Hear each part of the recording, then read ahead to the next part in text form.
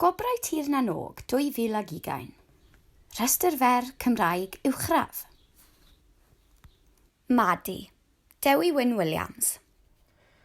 Beth yw dy enw, a sut wnest ti ddod yn awdur? Dewi Wyn Williams. Dewi cael yn ngeni ar Ralph y cyntaf, a Wyn am bod ti'n bwrw eira yn Tir Fôn y diwrnod hwnnw. Wel, nes i ddechrau ysgrifennu i radio ym Mangor pan o'n i fyfyriwr. Wedyn ymuno efo'r BBC, a'n ddrama fi oedd y ddrama unigol gyntaf ar Esbyrrec yn 1982, ac mi wnes i sgwennu am ddynyddoedd i bobl y cwm. Sonia ychydig am dy lyfr a rhestr fer Tir na Nog. Wel, thema'r Maddie yw hunaniaeth, y pwnc yw anorexia, ond stori am deulu ydy hi. Teulu anweithredol, tad, mam a merch sy'n diodda o anorexia, sef cyflwr ofnadwy sydd yn presuro dyfu yn ein cymdeithas fodern.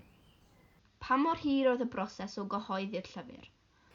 O'n i wedi trosi cwpl o lyfrau i atebol, llyfrau David Walliams, ac mi nath Owain atebol ofyn os ydych yn ddiddordeb sgwennu nofel.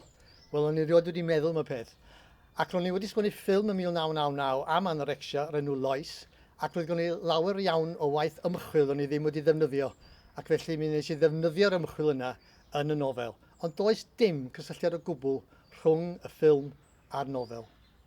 Beth nes ti fwynhau fwyaf a lleiaf am sgwennu'r llyfr? Yr hyn o'n i'n gysau am ysgrifennu'r nofel oedd ysgrifennu'r frawddeg gyntaf, gan wybod bod yna sawl tudalen i fynd. A be nes i fwynhau oedd wrth gwrs ysgrifennu'r frawddeg ola. Mae sgwennu drama, yr hyn dwi'n gyfarwydd ag o, fel rhedeg marathon, ond mae sgwennu nofel fel rhedeg triathlon. Oes well gen ti sgwennu ar gyfer plant neu oedolion? Mae ysgrifennu i blant ac oedolion wrth gwrs yn ysgrifennu cwbl wahanol. Mae'n anoddach ysgrifennu plant fi'n credu, achos mae'n anodd iawn cynnal eu sylw nhw. Ond efo oedolion, wrth gwrs, da chi'n gallu trafod pynciau fwy eang ac fwy dwys na gallwch chi efo plant. Lle fyddi di'n hoffi sgwennu? Wel, yr unig le fydda'n gallu sgrifennu ydy yn yr atig, yn y tŷ, sydd yn dawel. Mae'r rhaid mi gael lle tawel.